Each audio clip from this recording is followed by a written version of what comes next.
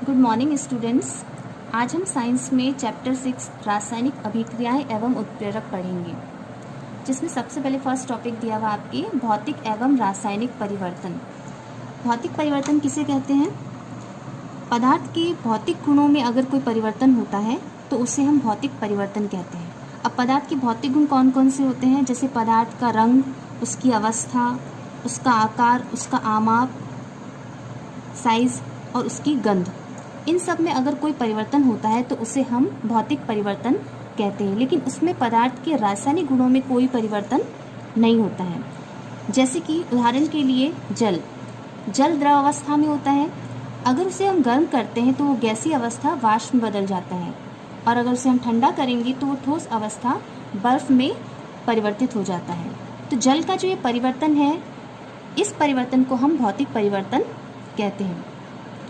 अब भौतिक परिवर्तन का एक अन्य उदाहरण है, जैसे कि ये पेपर है। कागज़ को अगर हम फोल्ड करते हैं, इसको मोड़ देंगे ऐसे, तो इसका आकार क्या हो जाएगा? छोटा हो जाएगा। लेकिन अगर इसे हम फिर से अगर इसकी पुनः अवस्था में हमें लाना है तो हम इसे ला सकते हैं। तो ये परिवर्तन भौतिक परिवर्तन कहलाता है। अब इसमें भौतिक परिवर्तन के अंतर्गत इसके गुण क्या क्या दे रखे हैं, देखिए। सबसे फर्स्ट पॉइंट है इसमें कि पदार्थ के केवल भौतिक गुणों में, जैसे कि अवस्था, रंग, गंध आदि में परिवर्तन होता है, उसके रासायनिक गुणों में कोई परिवर्तन नहीं होता है। सेकंड पॉइंट इसमें दिया गया है कि परिवर्तन का कारण हटाने पर पुनः प्रारंभिक पदार्थ प्राप्त होता है, यानी कि वो मतलब पहले जैसा वो पदार्थ था वो पुनः उसी अवस्था में वापस फिर से लाया जा सकता है। यानी कि तीसरा पॉइंट इसमें दे रखा है, ये परिवर्तन अस्थायी होता है और इसमें किसी भी नए पदार्थ का निर्माण नहीं होता है। अब सेकंड है इसमें रासायनिक परिवर्तन। रासायनिक परिवर्तन किसे कहते हैं? ऐसा परिवर्तन जिसमें पदार्थ के रासायनिक गुणों में कोई परिवर्तन होता है और एक नया पदार्थ बनता है, उसे हम रासायनिक परिवर्तन कहते हैं। जैसे उदाहरण के लिए कोयले को जलाना। कोयला कार्बन होता है। अब कोयले को अगर हम जलाते हैं, आप ही जानते हैं, आप पहले पिछली कक्षा में आप पढ़ चुके हो कि किसी भी वस्तु के जलाने के लिए ऑक्सीजन गैस की आवश्यकता होती है। तो कोयले को जब जलाएंगे तो यानी कि कार्बन की क्रिया ऑक्सीजन से होती है, C+O2, जिससे CO2 गैस यानी कि कार्बन डाइऑक्साइड गैस बनती है। यानी इस अभिक्रिया में कोयले को जलाने पर एक नया पदार्थ बन रहा है, CO2 गैस। तो ये परिवर्तन जो होगा उसे हम रासायनिक परिवर्तन कहते हैं। और इसमें CO2 गैस से हम पुनः कोयले को प्राप्त नहीं कर सकते हैं। इसीलिए हम कहते हैं कि रासायनिक परिवर्तन जो होता है वो स्थायी होता है। उससे वापस पुनः हम पहले वाली वस्तु को, वापस पहले वाले पदार्थ को हम फिर से प्राप्त नहीं कर सकते हैं।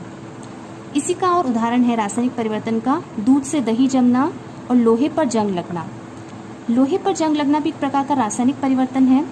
जैसे लोहे की क्रिया ऑक्सीजन से और जल से जब होती है तो उससे फेरिक ऑक्साइड बनता है, जो कि एक प्रकार का नया पदार्थ होता है। तो ये परिवर्तन भी रासायनिक परिवर्तन कहलाता है। रासायनिक परिवर्तन के गुण हम देखेंगे। सबसे फर्स्ट पॉइंट इसमें दे रखा है कि रासायनिक परिवर्तन के फल से बनने वाला जो पदार्थ होता है वो प्रारंभिक पदार्थ से बिल्कुल अलग होता है। उसके रासायनिक गुण जो होते हैं वो प्रारंभिक पदार्थ से भिन्न होते हैं।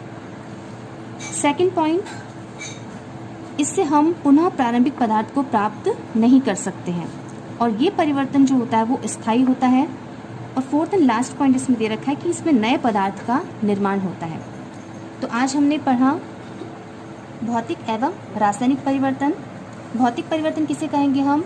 पदार्थ के भौतिक गुणों में अगर कोई परिवर्तन होता है तो उसे हम भौतिक परिवर्तन कहते हैं। और रासायनिक परिवर्तन किसे कहेंगे?